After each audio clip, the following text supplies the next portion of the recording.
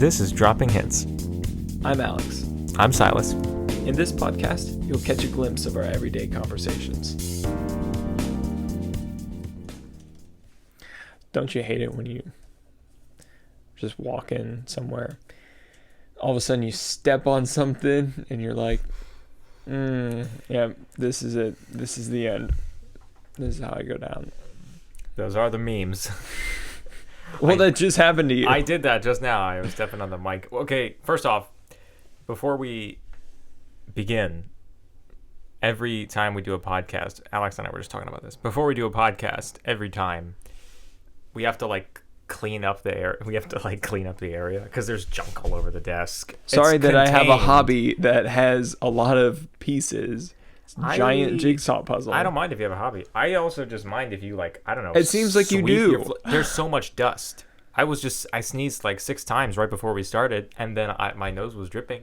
It was very runny. I'll tell you what. And I was like, wow, this is a lot of dust. That's because I have tile floor, not carpet. So I also have tile floor. Unlike in other spaces, the carpet can't absorb cat hair and dust, so it just kind of settles there. It just settles down, and then you have people skittering around on the inside, and it kicks it all up. People, you mean cats skittering around? Actually, I was picturing the skitters from Falling Skies, if you've ever seen them. Interesting little alien goat design. Cheeses? No, goat cheese is Volm. Volm. I have the Volm. Yes. All right. Anyway, enough of that shenanigans. So what's new, Silas? Well, what's on my mind today? Yeah, what's because on your mind? We went to a we sort of planned about talking about this because we weren't thinking we were going to talk about it, but it's on our minds. It was pretty juicy, so we have to talk about it. Okay. We went to a security training today. Security awareness training. High quality content there, and.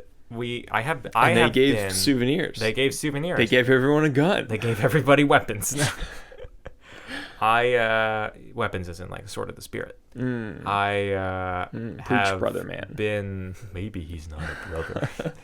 I'm gonna work that into every podcast from now on. Well, thanks for making. I did that last week, clear. and we're gonna do it this time. So I've been to a training like that before, where it's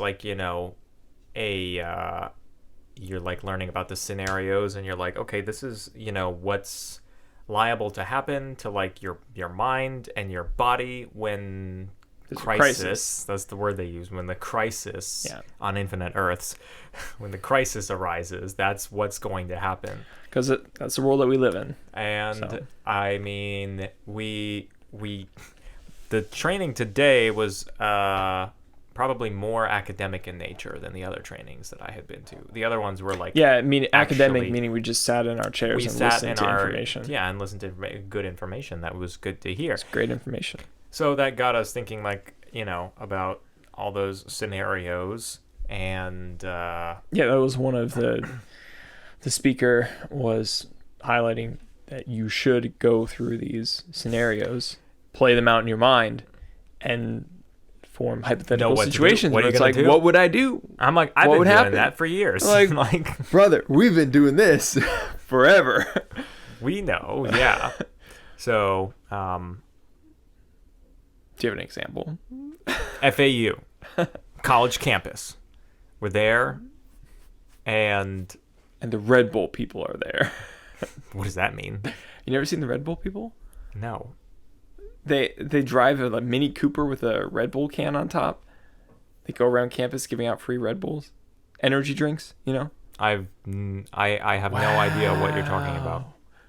Wow, you've never seen those people? Never seen the Red Bull people. Wow. Maybe it's because for the majority of time on FAU campus that I've been there, it's been a ghost town. It's been rather dead, one might say. If you'll pardon the expression. All right. I mean... Well, anyway, okay, so you got a story. I don't have a story. What do you want to know? Okay, sure. The scenarios that you would encounter. So you mean if somebody's attacking me? Yeah. Okay. Well, I work with a lot of... What's the Silas procedure for these? It depends on what chemicals are nearby, to be honest. First and foremost, we must say legally that this is not legal advice for what you should do in a crisis. This is only for entertainment purposes. Certainly not. Because this is all hypothetical. Because you know you're going to get a stupid answer with one of us. Yeah. This is purely facetious content right now that's about to come out of my mouth, just so we're clear. Everybody understands. We expect nothing less. It depends on what chemicals are around me. If there's something nearby that I could easily just like throw at them, maybe blind them for the rest of their life, I'm going to do that. Oh yeah, here's a bottle of sulfuric acid. That'll I was stop telling them. Alex about the meme that I saw. So I thought of this when I said, I'm going to do that. There was a meme of the current vice president, and she's like, I have no idea what the context is. I think it was edited this way together. She's like, do not be there. Do not come. And then it cuts to Trump, and he's like, I'm going to come. And the entire audience is like, like freaking out.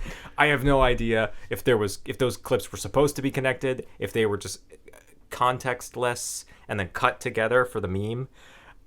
Either way, one of the funniest memes I've seen in a while. That's good. That's good. So, anyways, Maybe what are you gonna do? Have a second channel. I'm gonna do to that. Memes. I thought that's what this was. I'm gonna throw whatever I have. Yeah. Besides love and affection, his way. You don't really throw that very often. No, I don't throw it, especially to people who are like threatening me. I don't usually. Because you're afraid that they're gonna throw it back. But well, yeah. Primarily, I would be like, hey, can we de-escalate the situation? Assuming the situation was already on the penthouse level. There's no way you're riding an escalator down that far. So you gotta jump. You gotta jump. You better be jumping. You better be jumping. Or in my case, I would be like, hey, I have this jar of silica. Why don't I just throw that in his face? Again, if you don't know what silica is, imagine powdered sugar, but it's glass. Yeah. Imagine powdered sugar, but it's glass. That's what silica is. Okay.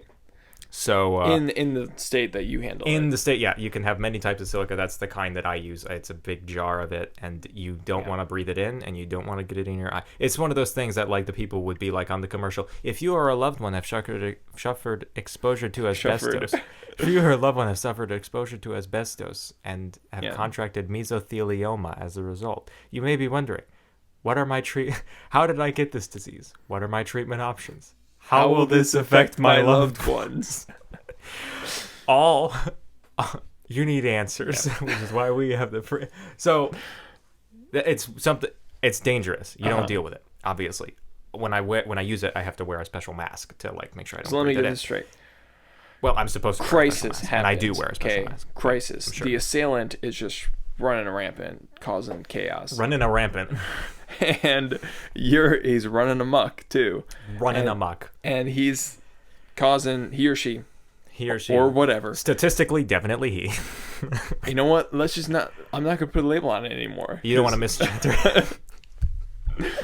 So this assailant, as I mentioned earlier, the perpetrator, this non-binary assailant, is running around causing a lot of chaos. Your first instinct is to grab a jar of powdered glass, which is why I said it depends on what's around me. First off, completely realistically, in a realistic situation, I'm very close to the exit of the building. I'm gonna take me and my peeps, and I'm gonna be like, hey guys, let's go out to the parking lot and like get in our cars and drive north until we hit Daytona, and then we'll call it good. I'm gonna be like, Daytona, guys, good. Let's go outside because the parking lot's like right there, so we can escape. If, however, we have no idea what's going on, best option, I mean, we all have keys to the lab. We're just going to lock the lab doors and call it. I mean, there's 2 doors to the lab. One remains locked 100% of the time, and the other one is like lockable. Do you guys have like any valuable pharmaceuticals in the lab that people would want to steal? Like, I can't imagine somebody coming to your chemistry lab and holding people hostage. Like, I mean, hey, when people are crazy, they do crazy things. That's true. People are crazy, they do crazy things. But there's nothing. I mean, like, there's chemicals in there, but like, you can't. You would have to know what to do with the chemicals if you wanted to like use them. We're fine. We're all fine Demonstration here. of How what are was you? going to happen to the assailant if he ever crosses you. Take him down. Rip ears. Sorry, headphone users. So, yeah. What was I saying? What about you? You're at work. Well, yeah, I'm on the fifth. I'm on the fifth floor. We're losing it. Yeah, it's been a long day. No, it it's only hasn't. 2:00 in the afternoon. You can't give away what time it is. Here's our location. Ruins the GPS mystique. coordinates. Yeah, I work on the fifth floor of this office building, which is not around any other. I mean, it's kind of like a standalone building. I can't foresee it ever being. It's not like a Marvel movie. Yeah. No, it's not. I don't know. Yeah, it's not going to be smashed in by a bunch of superheroes if that's what you're talking about. The I don't know what that was. You said standalone. There's standalone movies and there's franchise movies. Standalone movie. All right.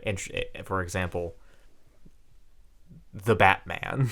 The Batman. The Batman. Okay. Not standalone movie. All right. This Avengers is my story. Infinity Okay. War. This is my story. All right. You had your story. It's my story now. Okay. So get in the story. Anyway, basically, at Calvary Chapel. I'm right near the back door. So basically, there's a couple doors to the office, right? But there's only one like main front entrance, and we unlock that, and that's how most people come and go. My little section is the furthest away from the front door, and I'm closest to the back door, which is right by the stairwell to exit the building.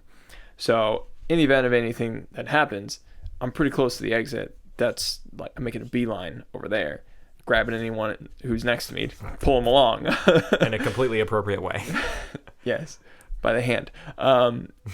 A more likely situation, there's, and one time this happened, and I just thought of this now, is there's the executive airport, which is right adjacent to, well, it's Commercial Boulevard, so it's all right in that area. I can remember several times airplanes have crash landed around or at the airport. There was one or two in recent, like maybe a decade or 15 years in recent time, that had to make an emergency landing on Cypress Creek Road. There was one that crashed on the property of the airport, but in like a wooded section, I think. So I think the more likely thing that I would have to deal with would be an aviation disaster of some sort, whether it's a plane crash like near the building, or if I'm driving to work and I encounter a plane crash or something on the road or whatever. That's probably a more likely scenario for me. And in those moments, I just think, okay, I carry a fire extinguisher in my car. It's a tiny one, but hey, like I can, get out and use it. Yeah, obviously the plane, if it's at the executive airport, it's probably a little plane. Yeah. They also would have similar fire extinguishers. So if you have a couple of those, they can be very helpful. Yeah. I mean, plus it's like, ideally you just gotta drag whoever's in the air vehicle, whether it's a plane, helicopter, whatever, glider. It's an aircraft. Whoever's in the aircraft, you just gotta drag them out if you can prior to the explosion. Then I also know wilderness first aid safety. But you're within 4 hours of help, so you can't So one of the caveats to that is that the training is only designated for me to use if we're out in the wilderness, away from so many hours away from medical help. But that doesn't stop me from doing CPR, which I'm certified in CPR. In that wooded section, that would count as the wilderness. 4 hours as the snail runs. Yeah, 4 hours as the gnat flies. Yeah. So I think that's a more likely scenario. So sometimes I think about that. I mean, I think what would I do absolute most would I freeze? Or would I drive into the burning smoke? Wow. Well, smoke doesn't burn, and pull out my little fire extinguisher and. All I know is their worm does not die and their fire is not quenched. So smoke can definitely burn. The most likely scenario is definitely a fire. Oh yeah. That's where this training was also directed was like not just like human man-made situations, but like, okay, there's a fire. Yeah. Like, what do you do? Yeah. Obviously, like everybody's like, oh, I don't know. I guess you just saunter towards the exit, and it's like, I mean, no, you gotta like get out of there. Yeah. One of the biggest things that annoys me is sometimes the fire alarm will go off, and you're either at the place where you work or you're at a, the venue somewhere, and everyone just kind of stands around and looks at each other like, is this real? Do we have to listen to this? I'm like, I don't know about y'all, but there's a door, there's the stairs. I'm just gonna go out there. If it's a false alarm, then okay, sorry, woe is me. I walked 100 feet and got out of the building for a false alarm. Yeah. But if it's real and all of a sudden the ceiling caves in because there's a fire, then now we're stuck. Now so now we're in trouble. So much better to just be like, you know what? Hey, there's a fire alarm going off, so let's all just leave. Yeah. Let's leave. Yeah, but I think our main takeaway, which is something that we've already been doing, is to be alert. Be aware. Be alert. Be aware. And go through these scenarios in your mind every now and again. Yeah. What would you do if there was a crisis emergency situation? What would you do? How would you react? You don't want to freeze. You definitely don't want to freeze. That is the absolute worst thing you can do. You gotta observe it. Observe. What was it? OODA. Yeah, OODA loops. Yeah. It's observe. Orient. Decide. And act. Observe the situation. Orient yourself to the situation. Get your bearing on your surroundings. Decide what you're going to do. Do it. And then act. Mm-hmm. And constantly be in that loop. And then observe, orient, decide, act. With the Holy Spirit at the center. I mean, can't go wrong. Unbeatable. Can't go wrong.